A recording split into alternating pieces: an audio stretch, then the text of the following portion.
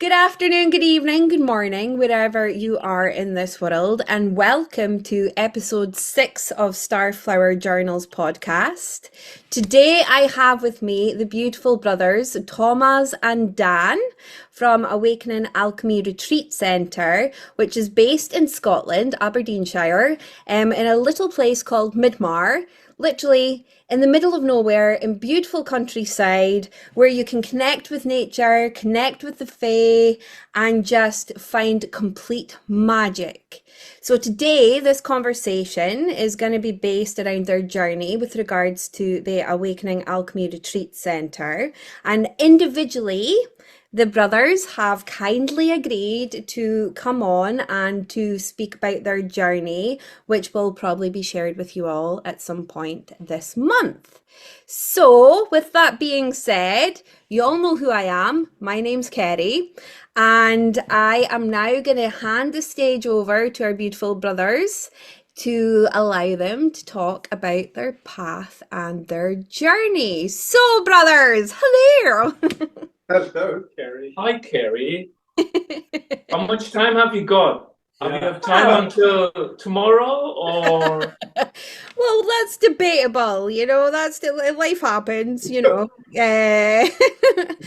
could have a conversation about time. So, what is time? Anyway, I'm getting sidetracked. Dan, how did we get here? So, Kerry, do you want to know about our journey to on the way to starting up the retreat center? Is that? Yeah. Let's talk about that, because you guys are going to come on individually and talk about your own path, Sure. your own journey to awakening and the consciousness as such.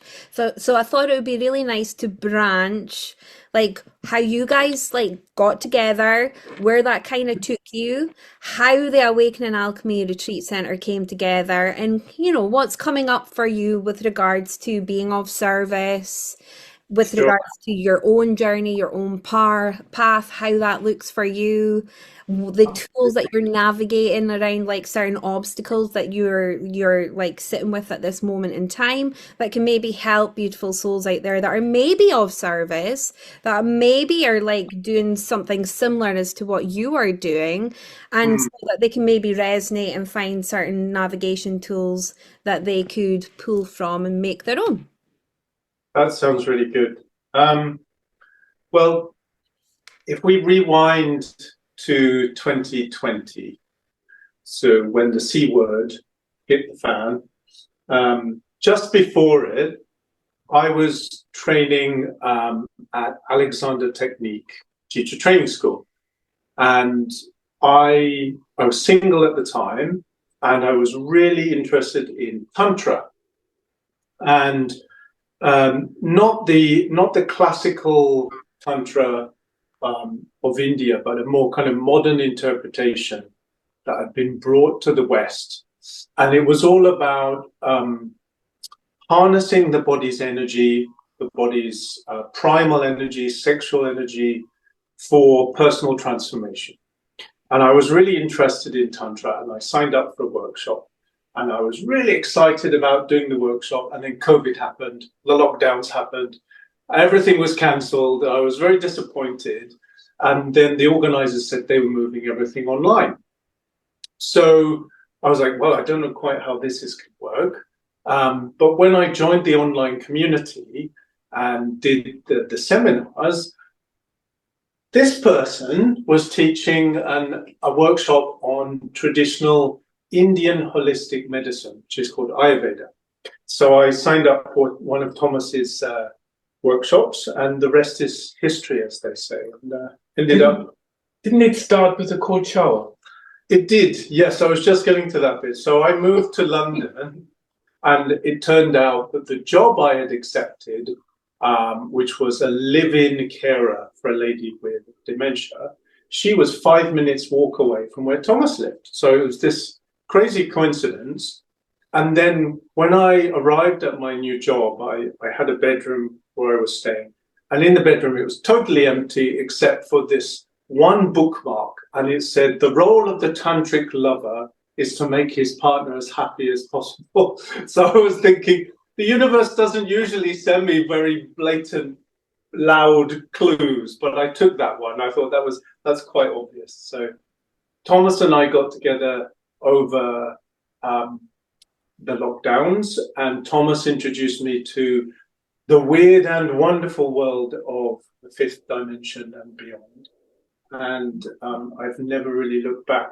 And as part of the things I was learning with Thomas, I was experimenting with cold showers and cold therapy. Yeah. And one day in the shower, I just suddenly had this download. It was like, you are going to run a retreat center with Thomas, and it's going to look like this. I could see all the buildings, and I could see people, you know, staying with us and doing therapies and treatments. And I was so excited. I put some clothes on first, but then I ran over to Thomas's place, and I was like, Thomas, listen, I've got something to share with you. I was sat down on the sofa, and Thomas, in his usual way, sat down and said, mm-hmm, uh-huh, mm-hmm, mm-hmm, mm-hmm, mm-hmm, mm-hmm.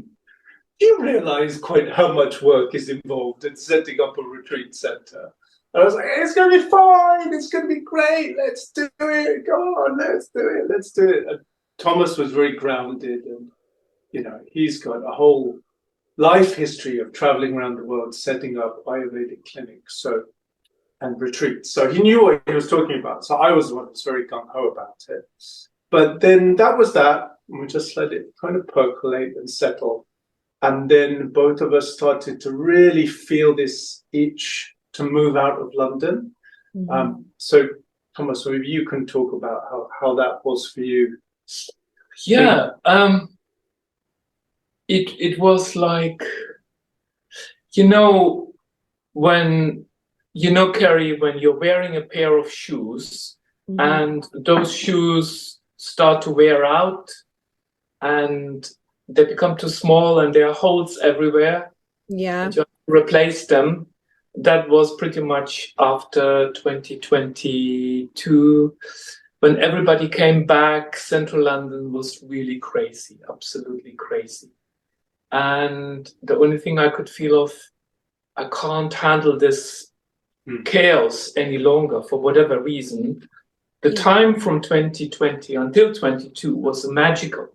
It was the most fantastic time in Central London. Honestly, the streets were quiet and all of that. Anyway, cutting a long story short, so decided to move. I was running a busy Ayurveda clinic in Central London leading up to 2020. And then I had to find different ways of basically reinventing myself, as many of us had to do. So I started the online journey, and that's how I met Dan while I was teaching in Ayurveda workshop, Ayurveda and Tantra online. And then my plan, Carrie, was, because I was really quite stressed, quite exhausted about meeting the fast pace of London, meeting the financial commitment. Just to give you an example, I was paying at that time for one treatment room in the clinic in Central London on Harley Street / Wimpole Street for one room. Yeah.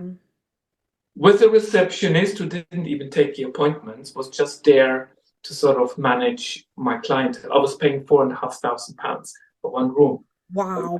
Per month. So, and I thought, I can't handle this. Plus my own flat in central London, It's a lot of just money. to put things into perspective. And then I thought, you know what? I just want a quiet life. I'm just gonna, in quotation marks, Sorry semi-retire, about that. semi-retire, to get everything online. And my plan was to just move in with my friend Sue. She had a beautiful little annex somewhere in Devon near the coast. And I thought, yeah, I can develop the online courses, my meditations and everything. So live a quiet life. That was the plan. So I moved out of London. I put my stuff in a truck, had it all delivered to Devon. And there was this beautiful, tiny little flat that Sue had as part of her home. And it was an annex with a tiny, tiny space above the kitchen, which was my bedroom, and I absolutely loved it. And me being me, I couldn't stop until everything was in the right place. So I spent 2 days unpacking crazy. What I could unpack, the rest was in storage. And then was happily living there for a couple of weeks. And then Sue said, actually, I've sold the house. Oops. Oh. So that was like, oh, what am I going to do now? So, and then, yeah, basically I had to find a place to live again. So moving out of London, then less than 4 weeks later, faced with the reality, actually, you have to move again. And then I will pass the ball on to Dan, how we ended up at Mali. I just wanted to kind of add a little bit for your audience about just how magical this whole adventure was. I'm 50, just turned 50 this year, and Thomas is 35. 21, 35, slightly old, a little bit older than me. So, we've both been around the block a couple of times. So COVID was actually such a gift in many ways, at least for us two, because it almost forced us to reinvent ourselves. And, when you get to your 50s or thereabouts, it's quite frightening to totally redesign your life and turn it upside down. And there may be people in your audience who are being called to, as you say, be of service. And they might be a bit scared of letting go of jobs that they have, or, the way that their life is working. So at this time, we realized that the world was being turned upside down, and our world was being turned upside down. So we were faced with a choice, and that was go with it or resist it. And going with it has just been such an amazing adventure. And Thomas left London before me. I followed a couple of months later after Thomas found out he had to move again. And I went down to visit him.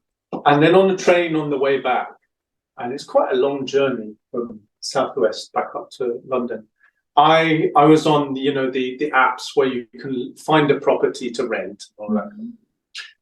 And this property came up, and it looked like a mansion out of a Jane Austen novel. I mean, it had like the Georgian windows and the portico, and you could just see the piano. You could see the most amazing kitchen. It just amazing looking, and you could imagine yourself pulling up in a horse-drawn carriage. And both Thomas and I are diehard romantics and just love that period of history. So I sent it to Thomas as a joke, and I said, why don't we rent this place? And what it was this old mansion that had been divided up into sections. So it would have been renting a section of this.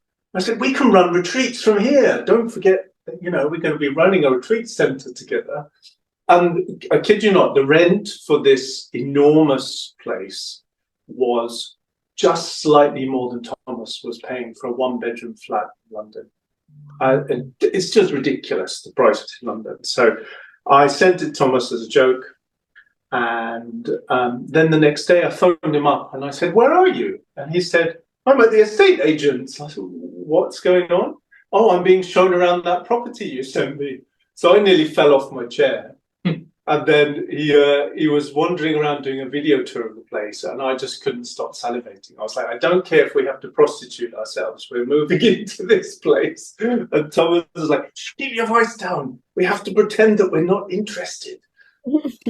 But I couldn't hold it back. So we ended up moving into Marley House. Which came with its own challenges already, because we had to jump through the loop of basically coming up with 6 months.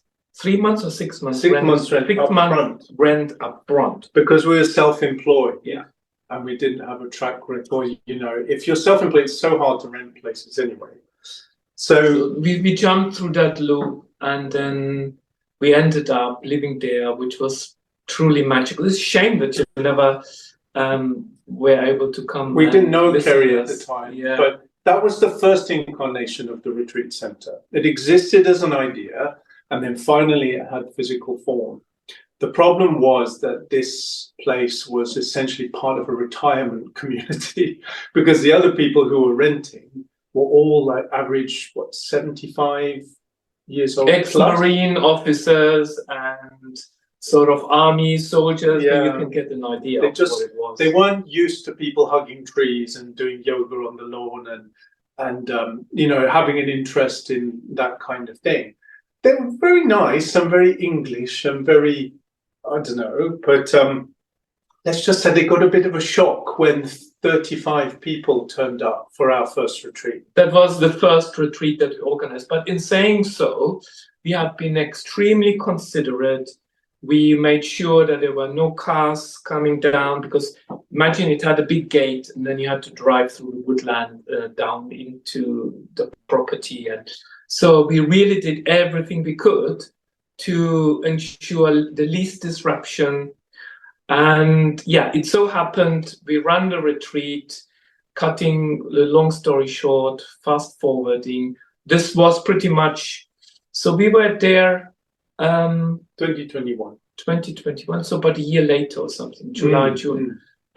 So that's when we ran a retreat of 33 people that we had in the house. Of course, they didn't stay. We organized for them to be picked up, and we had a most amazing time. The house was big enough. It could have easily had hosted 100 people.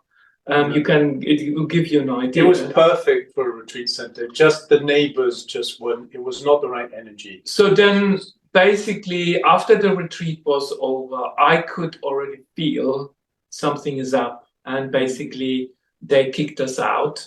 And even though our landlord, who at the time was living in Australia, and they were very much supportive of us, we got evicted, and they threatened the landlord that if they wouldn't kick us out, then there would be legal action against the landlords because of this event. Anyway, again, less than 2 years later, faced with the fact, packing up everything and moving. And then at that time, I really had enough. And I said, I just can't be and we had about 4 weeks, pretty much 5 weeks to get out of that place. Yeah. And then I thought, I can't be dealing with the fact. We just find an overnight winter kind of retreat place where we can just hibernate. And that was when we moved from Devon to Cornwall and ended up in a holiday-led. We're lucky we didn't end up in the sea. We just keep going more and more southwest. And like, I think if things had continued, we would have ended up in a boat in the Atlantic somewhere. Yeah, I mean, essentially, we had to do that retreat at Marley House because it was almost like the awakening of Awakening Alchemy Retreat Centre. It was like a big bang that started the energy in motion, that then sent out ripples that have ended up in us arriving here eventually. And we will get to that point. It's just when you unpack this journey of barely 3 years, you realize just how much has happened. But that first retreat was so pivotal because that's where we met Joanne for the first time. JCK came all the way over from Australia to take part in the retreat. So we had JCK, Joanne, Thomas, myself, Monique, Rom, like a whole crew at the retreat.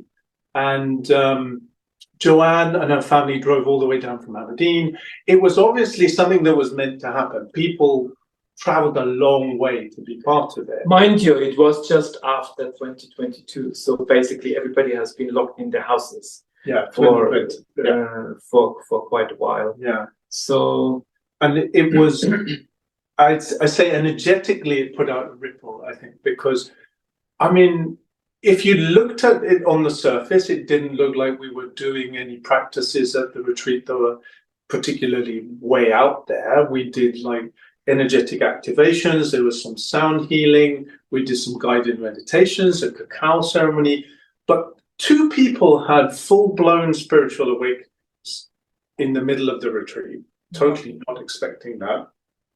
There was an impromptu exorcism that had to happen. That was really bizarre. Yeah, just totally mind-blowing. And for me, coming from totally not this background and only having met Thomas a year before, it was, shall we just say, it was a real eye-opener.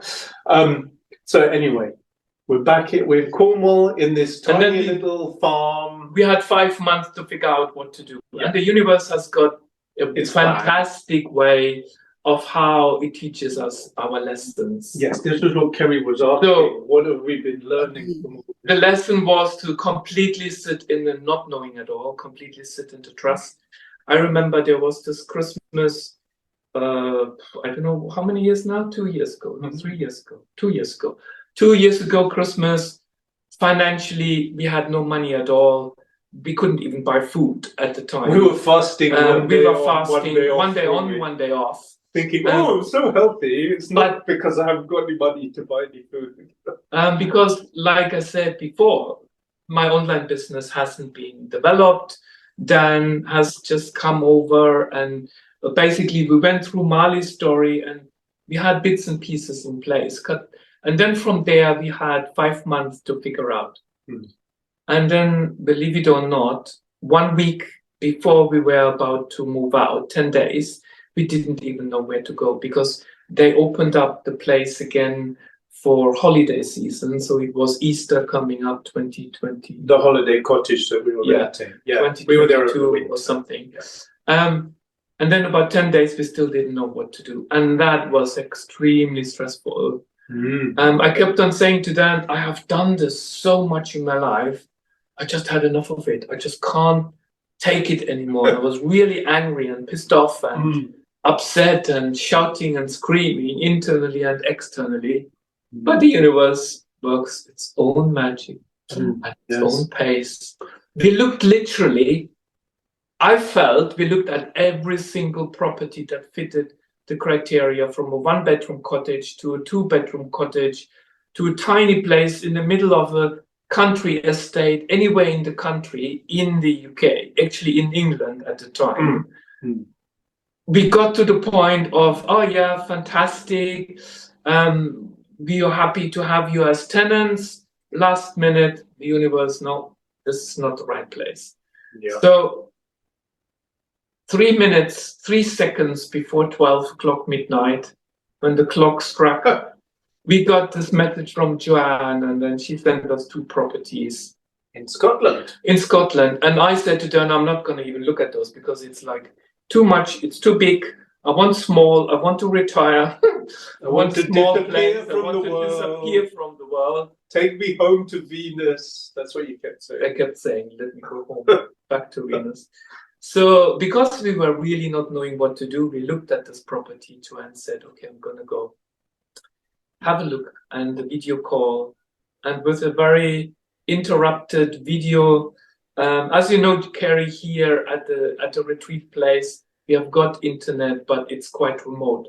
So based on Joanne's video call, we went through the process, we applied, and we actually got the place. And within 7 days later, we found ourselves in our tiny little car called Herbie, a silver little... What do you call him? A throat lozenge?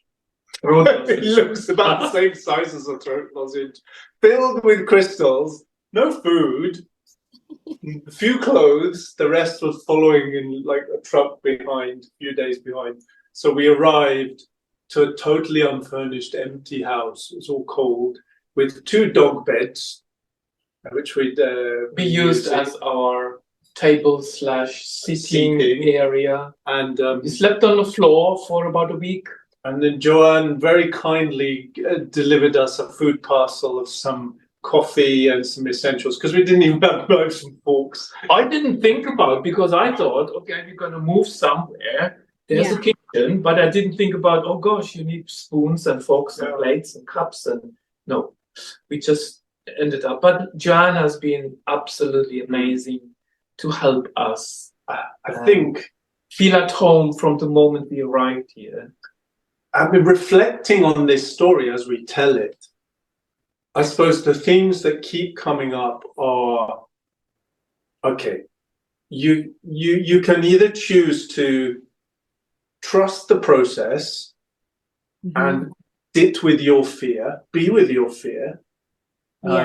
Don't turn away from it, don't deny it, but sit there in that not knowing. That's one choice, which obviously leads to some amazing things, because this place simply didn't exist less than 2 years ago. And the things that we've done here and that we've created out of nothing in the last 2 years would not have been possible if we hadn't trusted in that process. So that's one choice. The other choice is to just stay within your comfort zone. And I think there's also a time for staying within your comfort zone. I'm not making that wrong, but I'm just saying that for us, we got a call, can call it a calling if you like, but we were being nudged in a certain direction, and we just decided to go with it. And I certainly don't have any regrets. Absolutely no regrets, absolutely not. But I envisioned my next phase of my life when I moved out Your of 40s, London, slightly differently, to put it that way.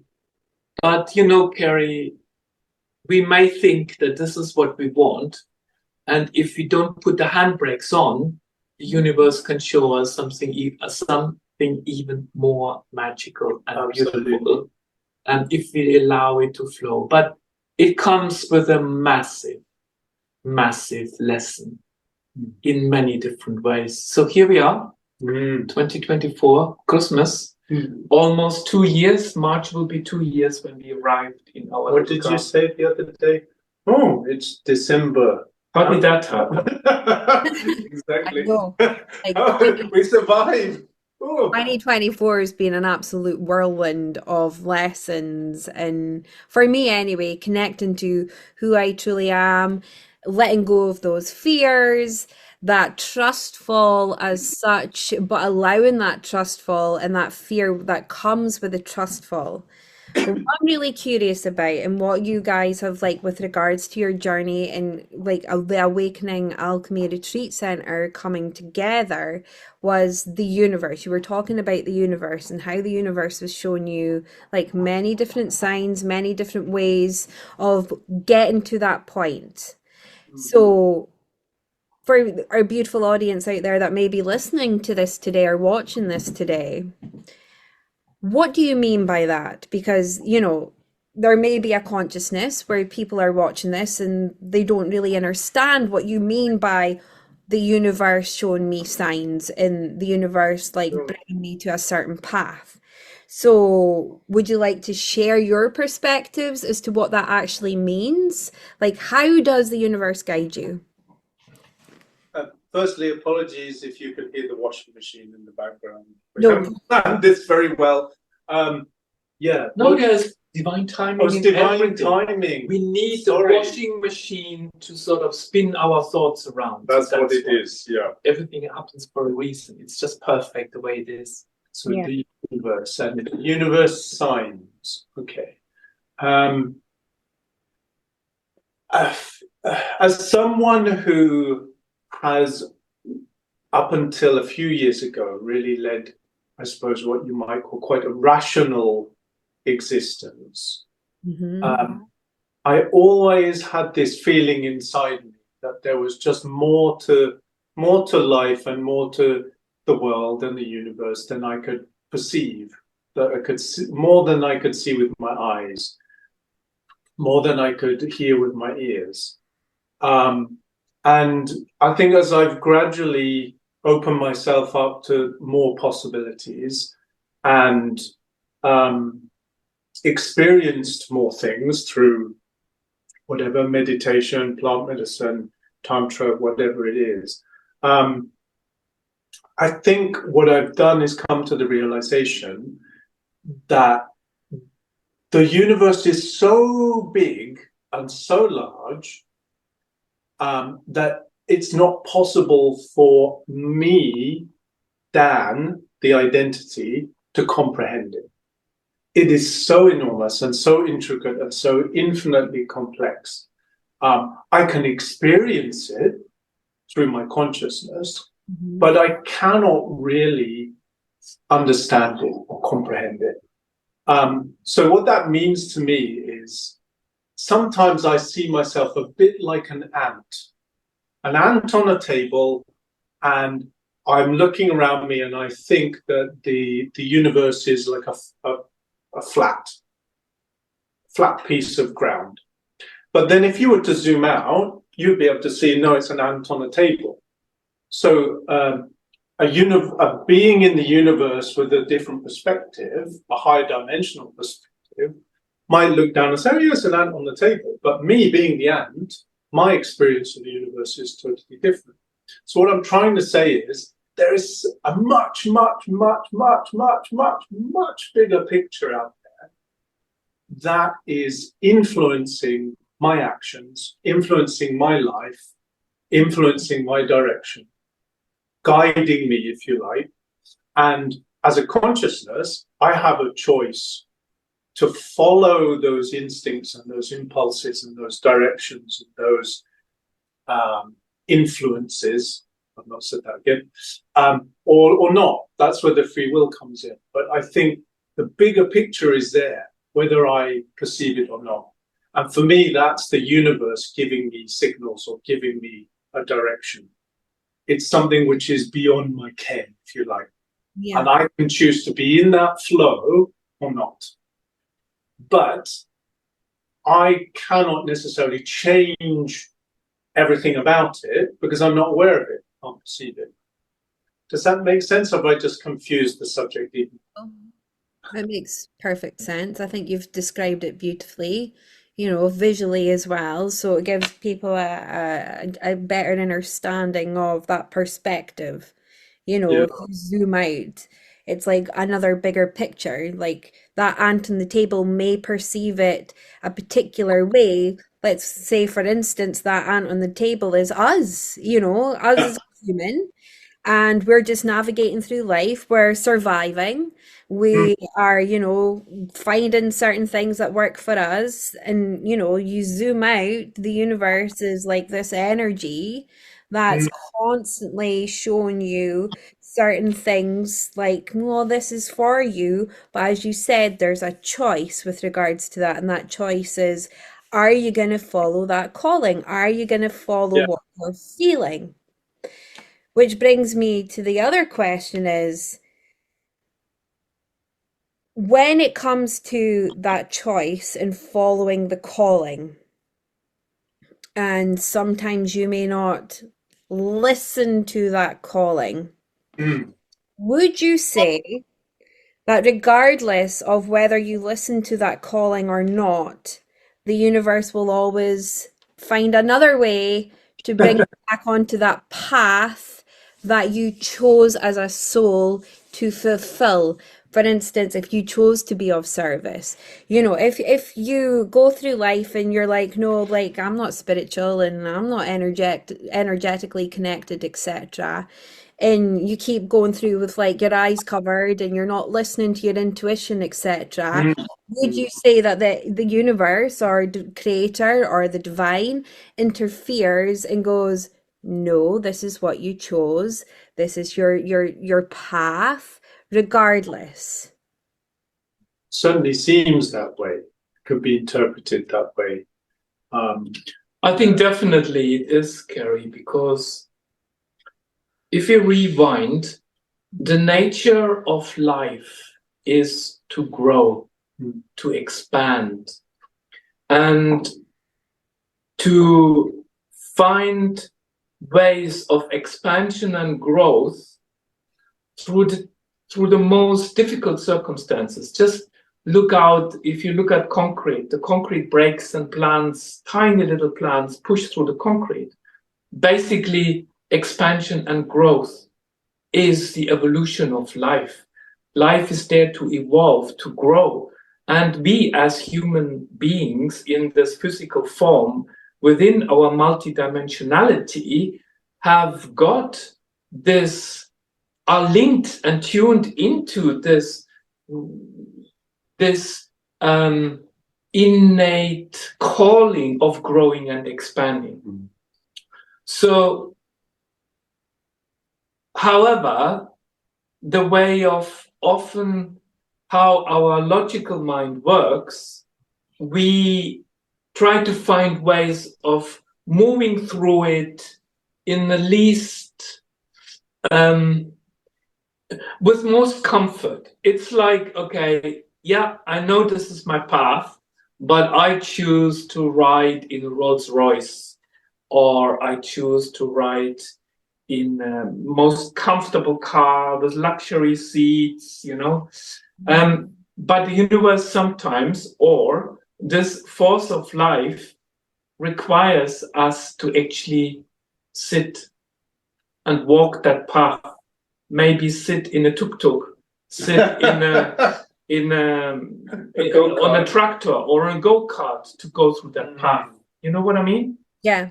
So that means what I'm trying to say is, yes, our path is set out, but how we navigate that path, sometimes we may have different ideas of how we want it to be.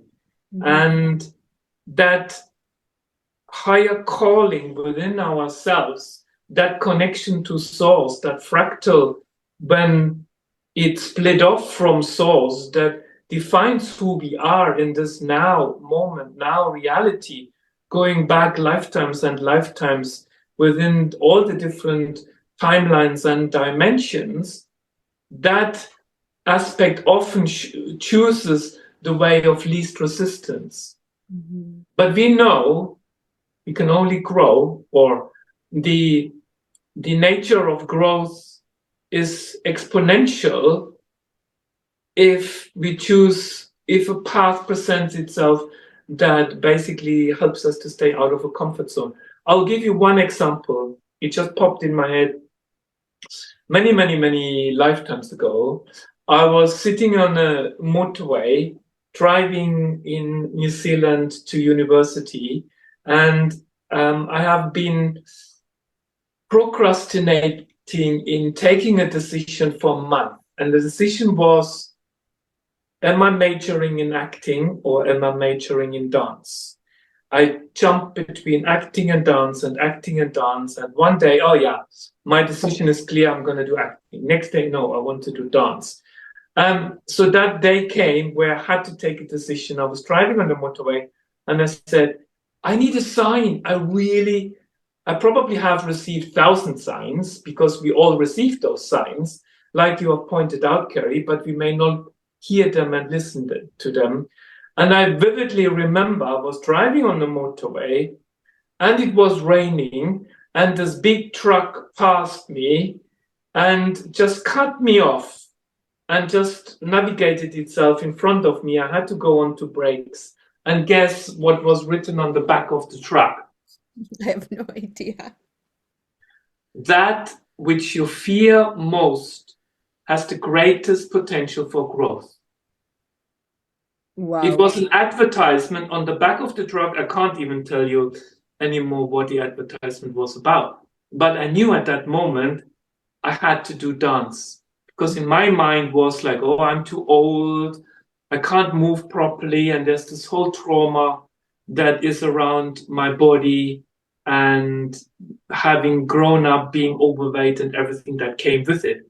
So I knew I had to do dance because it put me in a situation where I was extremely uncomfortable. But the sheer potential of expansion and growth and learning has been just so, so rewarding. I guess what I'm trying to say here is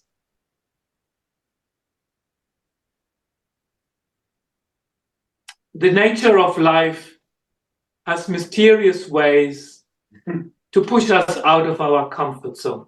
Whether you like it or Whether you like it or not. It can get really uncomfortable, like really uncomfortable. So would you say that, you know, from my perspective, from my experience, the less that I choose not to listen to particular things that are being shown in front of me is that it gets extremely loud. It gets extremely louder until you go, oh, okay, let's do this. And then once you take that form and you start like trusting the signs that you're getting and, you know, getting really out of your comfort zone, it begins to flow. Would you say? Yeah, 100%. Yeah. There's another side to this, though. This is how magical this life is. If that's the case, what you have just described, that's wonderful. But there are moments in life where you have no response.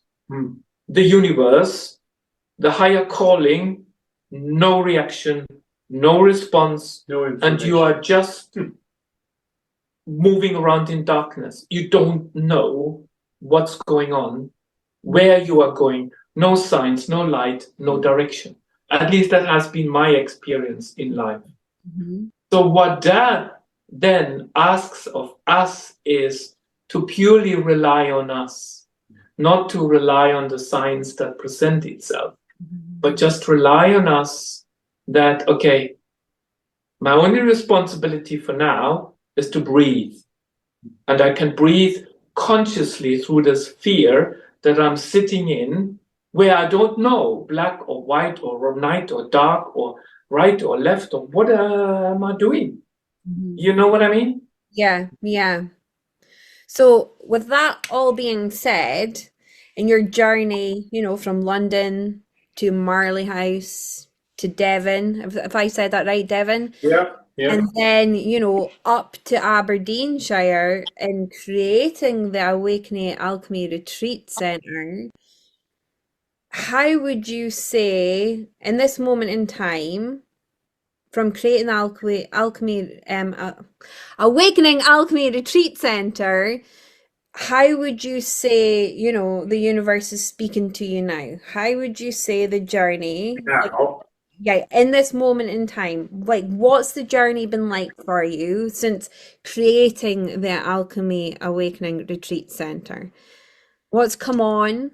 You know, where's the universe taking you?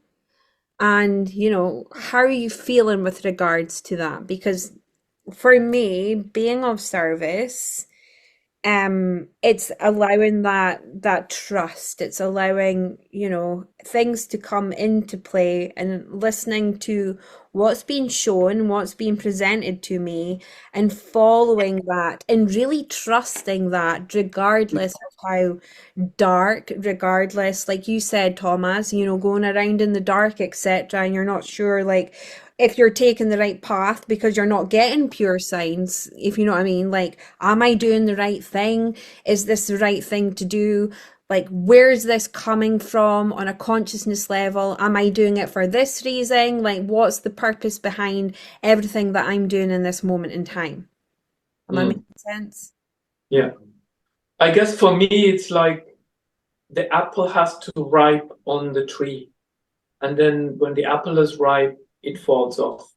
So by ripening on the tree, it requires a lot of nourishment, a lot of nutrients, and you need to sort of feed the soil with this particular nutrient. It needs sunlight, it needs attention, and that's a very delicate phase. But what I feel with regards to the retreat center, a lot of the groundwork, a lot of the hard work that we have put in by trotting around in the dark and following breadcrumbs here and there, I feel it is taking a turn to the better, to the positive, to more flow, because I hate this word, but it seems like we have, I'm not going to use it. Maybe I should. We have passed the test. Okay. We have basically passed a test. We have passed a test. Right. So what that means is that within myself, being able to sit with some of those uncertainties, those fears, the fears of survival, which for me have been extremely prevalent, the fear of not being safe, because my entire life, literally, we can leave that for another time, has been moving around and sort of being pushed around, allowing myself to be pushed around. But what I'm trying to say here is, I think, to answer your question, we are at the place where we can see the fruit of our action. And that's really beautiful to witness. It doesn't mean that everything is like rosy and sunshine. It just gives us, I feel I'm in a much better place now to see things are in flow, things are moving. And this is not just because of my own personal journey, but it's also energetically, if you want to use the word astrology, cosmically, things are much more flowing in the direction where actions, where we help people, where we are of service to people, are being supported. That energy has shifted. So within our own personal struggles that we sit, there is an element of the energies around us. You would call it maybe collective consciousness that contributes to where we are at this point in time. And that seems to be moving in a direction of where those fruits, where the apples slowly falling off the tree, and we can enjoy the sweetness of the hard work that has gone into. Do I answer your question? Yeah. Oh, you answered that beautifully. You mentioned tests. Yes. Okay, so what do you mean by... It's very cliche-like. It's like there's so many cliche terms, tests. It's like... But maybe there's truth. So what would be another term? It's just... They're choices in a way. Challenges, perhaps? Challenges. Yeah, challenges is a much rather than tests. Trust choices. Let's call them that. Yeah. Trust choices. It's a good way. So what do we mean by trust choices? What do we mean by challenges? Well, that are listening to this. To give you an example, one major learning for me, at least, has been I can't do everything by myself. As much as I want to control everything in my life, know everything, be able to predict everything, and do everything myself because it makes me feel good, it just ain't possible. And that isn't how big things, big projects that can help a lot of people, that's not how they happen. So this year especially has been a learning, let's call them learnings, shall we? This learning has been around community. And again, another cliche, but we're human beings, we're social animals. We live in community, we exist in community, we define ourselves based on community. And this place would not have been possible without the love and care and support of so many people. And you can call this a cliche too, but it's a physical reality. It's an energetic reality. It's a physical reality. Thomas and I would have gone totally batshit crazy without that support. I mean, certifiably insane and not just borderline insane, because you probably have to be to do what we've done. But I don't know, ballsy is the word. We're ballsy, not insane. Yeah, that's better. I like we're not insane. But I'll give you an example. Okay, so last winter was really hard, and we weren't yet properly established. We hadn't started doing B&B and that kind of thing, and monetarily we were in a big hole.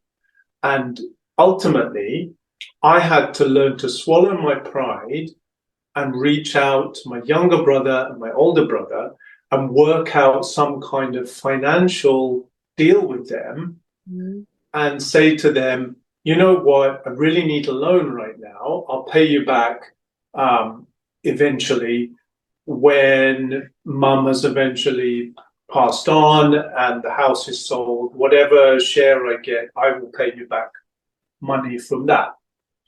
And so I had to put myself in such a vulnerable position, especially with my younger brother, because I'd grown up with him being the F up and always, you know, being in debt and needing to be bailed out. And he was the one who was always in trouble. And I was always the superior older brother who was like, why are you such an F up? Why do you cause so much trouble? So the universe switched roles and had me sit in his shoes. That was very humbling. And I was so blown away by how supportive and loving my brothers were and believing in what I was doing, believing in what we're doing here. That was a real, it's like a visceral sense of community. And I think if you're lucky enough to be in a network of people who do healing work or who are of service in some way and you support each other, it's something that it's something money can't buy. It's something that is so precious. So that's probably been the biggest learning for me of all, is really embracing and nurturing that community and seeing it as, what's the word? A means unto itself. What's the expression? So it's not, you don't do it simply because you want to get something out of it. You do it, but eventually you learn that being part of that community just feels good. Yeah. And that becomes part of the being of service. So that's been a massive, humbling lesson for me. I'm still a total control freak when it comes to doing stuff. But I know now when the universe is tapping on my shoulder saying, you can't do this, Dan. You can't do it by yourself. Ask for help. Ask for help. You may not be given it, but you have to at least be open to exploring that. Because that person may not be able to help you, but they may mention it to someone who mentions it to someone who mentions it to someone who then looks at your website and is like, oh, yes, I'd like to do a retreat, please. You have no idea how things are connected. It's so intricate. It's so complex. No. Yeah, so that would be my perspective on these lessons or trust choices or whatever wordage you want to use. That it's not easy. They're hard.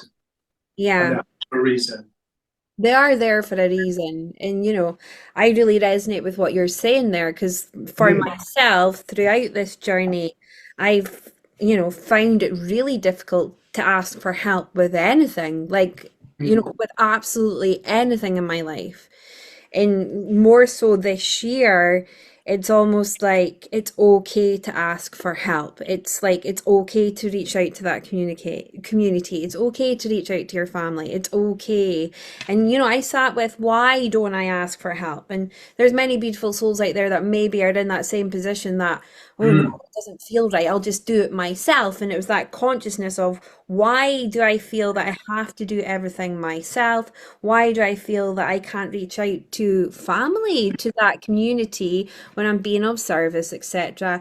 And I connected it back to my childhood where I went into this survival, this like coping mechanism, which I adapted throughout my whole life.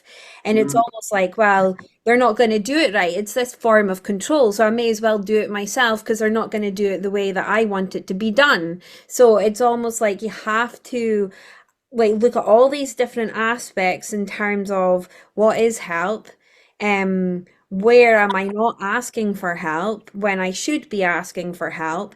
And the universe plays a part in this as well, if you know what I mean, because my understanding and what I've learned is that there's many energies out there that are willing and that are like wanting to help you. But how are they meant to help you? They can't just step in. There has Yeah. to be a choice within yourself that you reach out and say, here, I need help. I'm feeling a bit overwhelmed. I need help. And there's nothing wrong with that. So, like you said, it's like swallowing that pride. It's like, okay, it's okay to ask for help. It's okay to let go of that old coping mechanism that I've adapted throughout my whole life. And I feel like Yeah. majority of people that may watch or listen to this have this like coping mechanism where it's shameful to ask for help. Yeah. It's shameful to talk about the situation that you're in at this moment in time.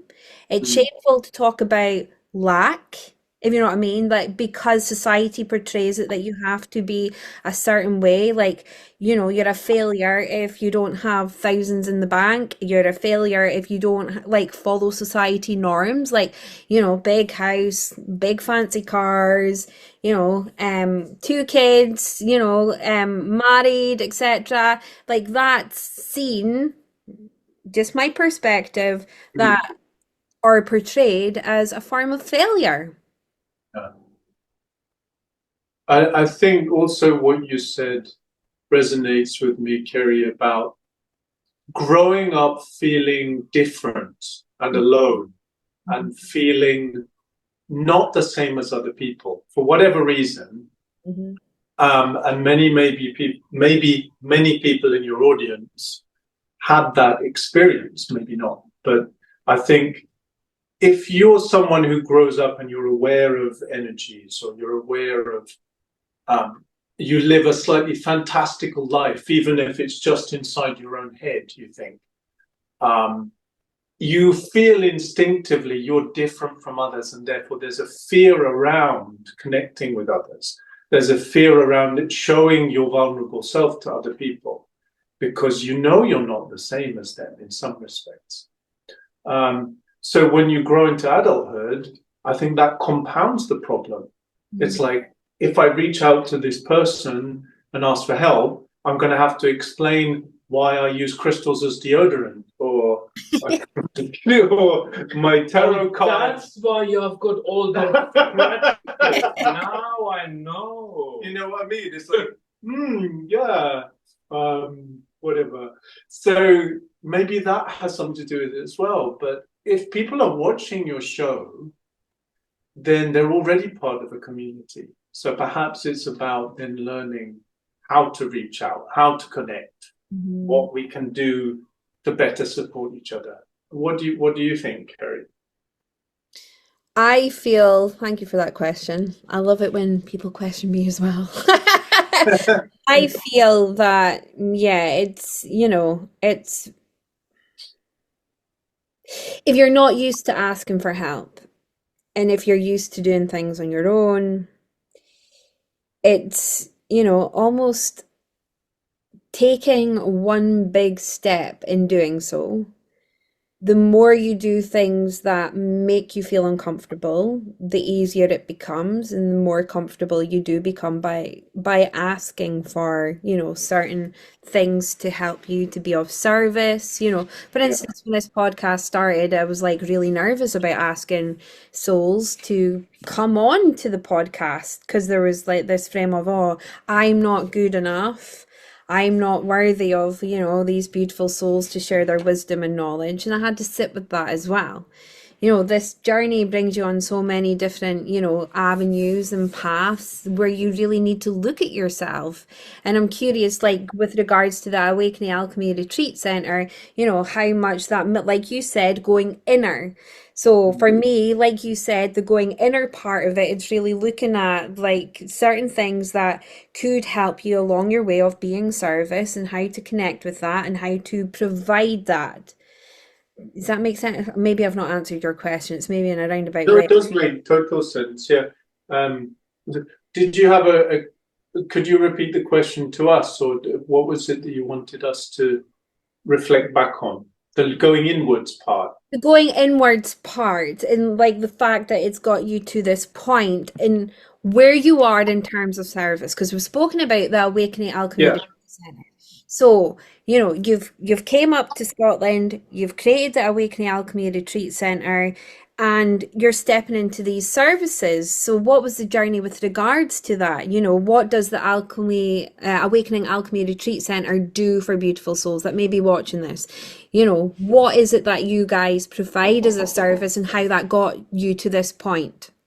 This in itself has been a process. So, and what we are currently able to offer is pretty much, I'm speaking from myself now. And interestingly, I need to share this. I feel like sharing this. Throughout my entire life, I got onto this path more than 35 years ago because of my connection with Ayurveda, traditional Indian medicine. And at various stages in my life, I tried to move away from that. There were times where I felt like, oh, nobody really wants to know what Ayurveda is, and I'm just going to change direction. So almost when we got here to the retreat center, I was using Ayurveda as an add-on. But I have come to realize that actually the big umbrella under which I operate all of my services is based on this holistic system of medicine, looking at lifestyle, nutrition, consciousness, taking into consideration Vedic astrology, everything that comes in to contact. And I already created a framework for that 25 years ago, when I, for myself, redefined what Ayurveda means for me in the sense of the 5 bodies of the physical, mental, emotional, spiritual, and energetic body. So to answer your question, what we offer here is an entry point for people to explore what aspect of their reality, their now reality, needs a little bit of help, a little bit of support, could do with some reshuffling, some redirection. And this is where I feel my guidance comes in. And by no means I've got it all figured out, but when people come and they have some physical problems, they go through some health challenges, I can take the physical aspect of Ayurveda to look at herbs, lifestyle, nutrition. If people feel emotionally under stress, I know to draw upon techniques from breathing practices to yogic techniques that can be used to help overcome any kind of emotional challenges. If the energies are low, frequency technologies. If the mind is playing up, working with the aspect of meditation. And then if people really want to go deep and explore what this reality is, what this universe is, the plant medicine in itself can be a fantastic way of actually diving in. So I guess what I'm saying is, I do feel now, I can put my hand on my heart and I can say, there's something here for everybody. There's an entry point for everybody. And this is not, and I had to sit with this, Kerry, for quite a while, sit with the fact of people say, oh, he is, what do you call it, a jack of all trades, but master of none. And I really felt uncomfortable with that because, yeah, there's the shamanic side, there's the meditation side, there's the physical side, the health side, the frequency side of it. And I felt like, oh my gosh, what am I actually doing? Until I came to the realization, actually, it's not true. The way of who I am is of my own personal journey. And my own personal journey started with Ayurveda. Ayurveda is the science of life. Everything that defines life and living falls under the umbrella.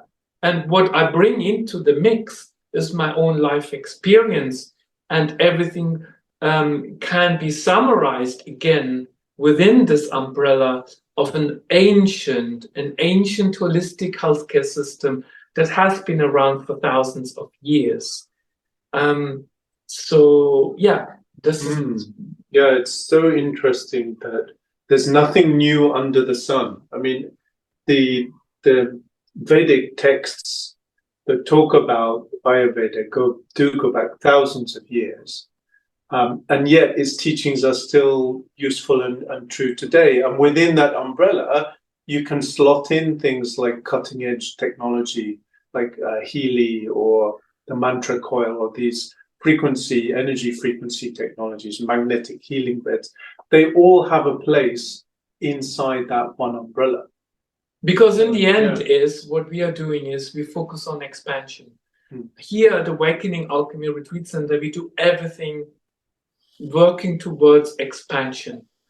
And when you focus on expansion of consciousness, healing in whatever shape or form becomes just a byproduct, a natural byproduct.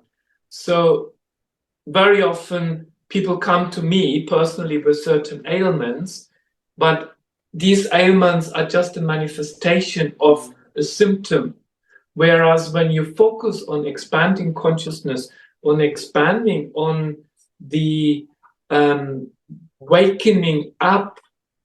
awakening of deeper realities and dimensions of within our own existence, if you focus on that, then healing becomes a natural byproduct. Does that make sense? Yeah, it makes a lot of sense. It makes a lot of sense. So in terms of that and what you spoke about, if anybody were listening and watching at this moment in time and wanted to visit the Awakening Alchemy Retreat Centre and connect with you guys, like, how would they go about that? And what is it that you guys can provide anybody that's, you know, on their awakening journey, beginning their awakening journey, like many years down their awakening journey? Like, what is it that you do at the Awakening Alchemy Retreat Centre for those individuals? Because there may be beautiful souls that really like, oh, I really would like to visit you guys. Well, as Thomas said, we try to have something for everyone. And the easiest thing to do is literally just to Google, and maybe you can check for me that this works, Kerry, is to Google ARC, AARC, Awakening Alchemy Retreat Centre. Even if you put in Alchemy Retreat Centre, Aberdeenshire, it will come up with our Google page, and then you'll be able to find the website and other links through that. So people can come and they can experience any kind of, if they have any physical pain, working with what Dan's expertise is in the field of Alexander technique, and maybe you can share briefly what it is. We are doing cacao circles, we run meditation classes, we run personalized nutritional retreats, detox retreats.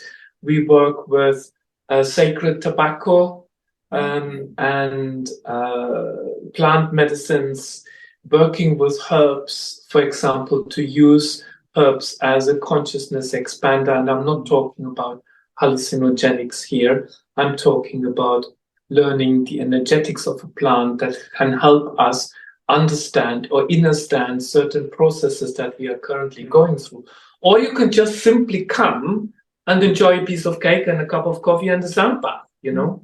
As simple as that. There's something for everyone. You don't have to, at this moment, be experiencing any kind of health challenges. You don't have to be.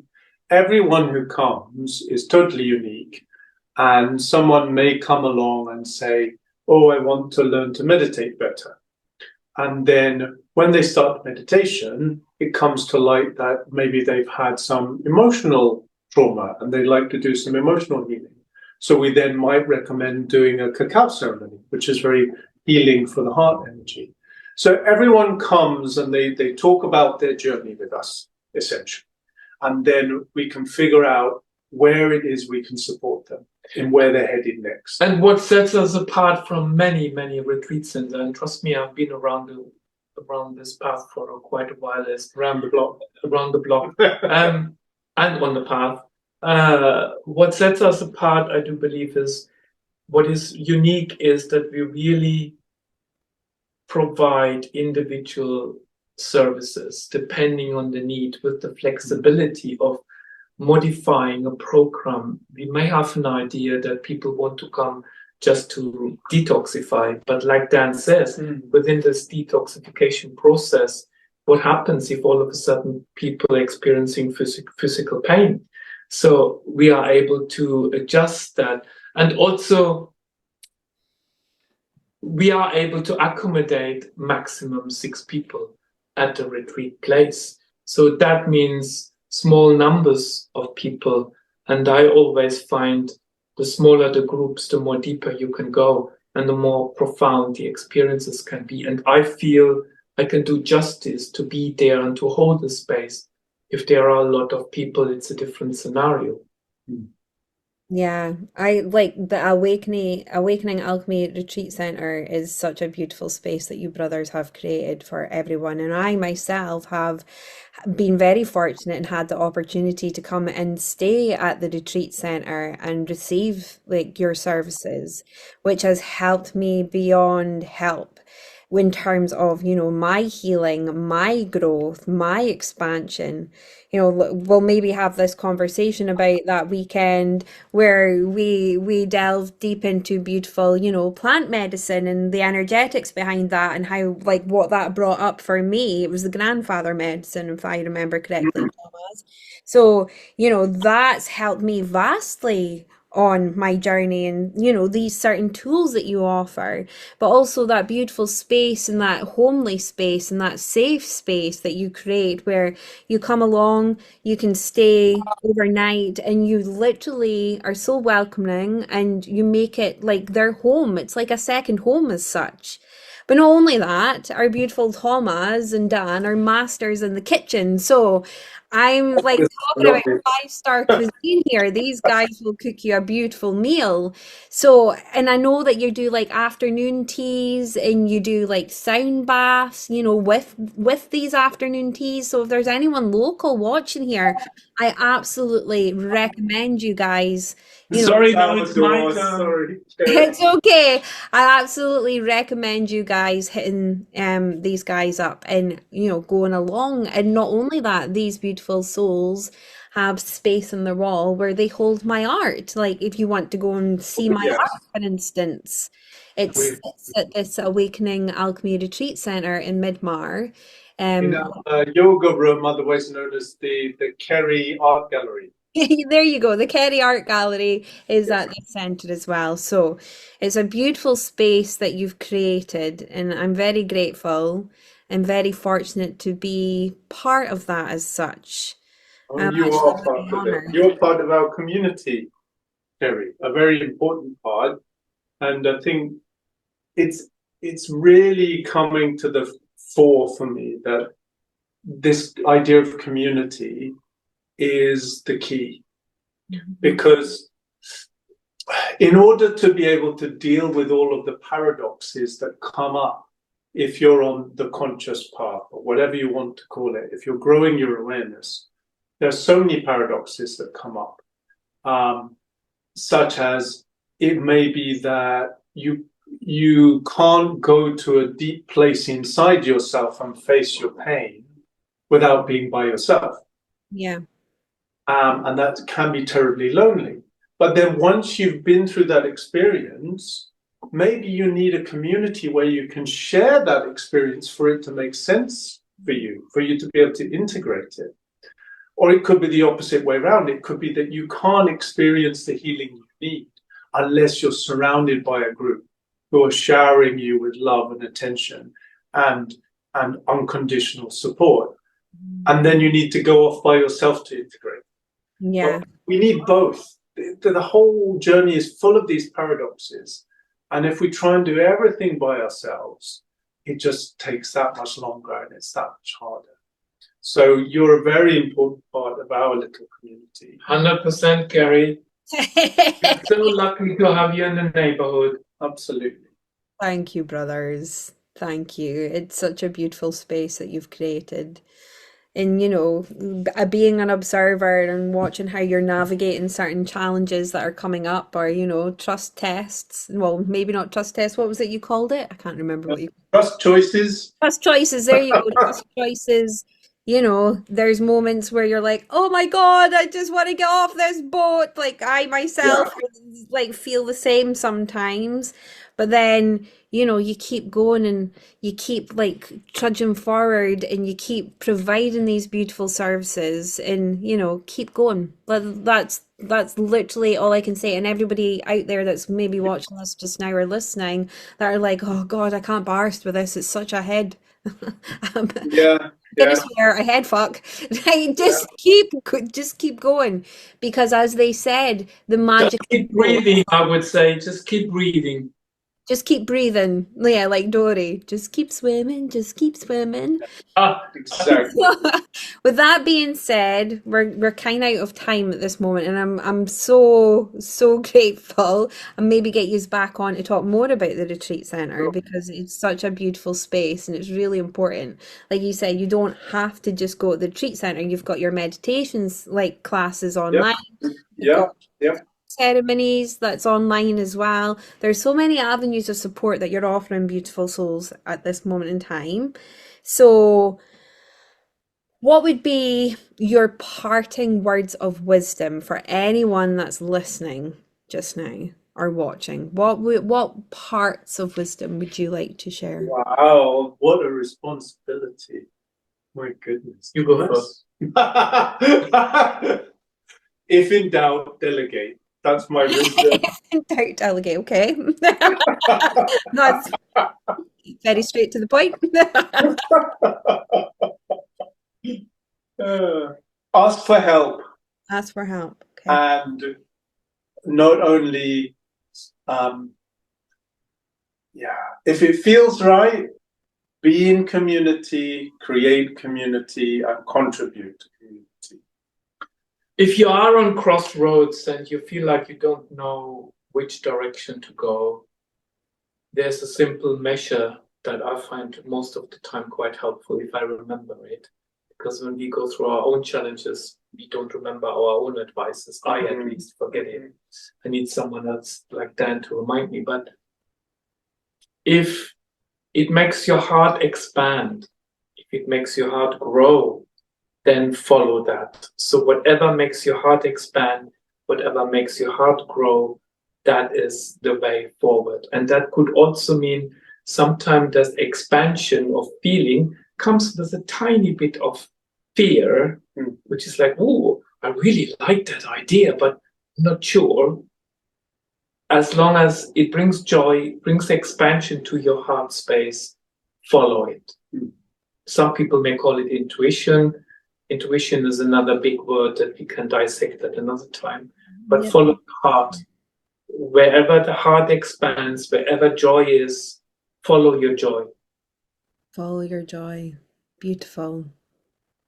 Beautiful. Ask for help and follow your joy. Beautiful words of wisdom. Beautiful. Thank you, Carrie, for giving us No. the opportunity to chat, and it's always wonderful. And we look forward to giving you a big booby hug very soon. Yay! Okay, right. Okay, everyone, this is my thing. I give people booby hugs. Right, okay? Just in case, like, what the hell's a booby hug? It's just a heart-led, full of love, abundance booby hug. Yeah. It's called a bosey up here, right? It's a bosey, yeah. It's a bosey. Yeah. You give the most beautiful posies. There we are. Booby hugs. Thank you so much. Thank you, Carrie, for your time and for asking us to come and chat. Yeah, thank you for your time and your energy and coming to chat and, sharing your journey with us. And I really Next time when you come, you can do a podcast and you can talk about your work because it's incredible, and people can have a live look of where the artwork, some of the artwork sits. Yeah, that's a very good idea. That would be lovely. Yeah, let's get that organized, definitely. But let's get your individual journeys up first before we get that organized. I feel that that's important. you know, Okay, Carrie. Awakening Alchemy Retreat Centre. So it would be lovely just to share your own individual paths and your journeys and, you know, how that's, you know, carried you through life as such. Yes. Okay. So with that being said, this is the end of episode 6, and I look forward to sharing episode 7 with you all. May you all have a beautiful day of heaven on earth. Thank you for listening. Thank you for taking the time and watching if you've watched this podcast. And I bode you well. Okay, Bye. beautifuls. Love you. Bye. Bye.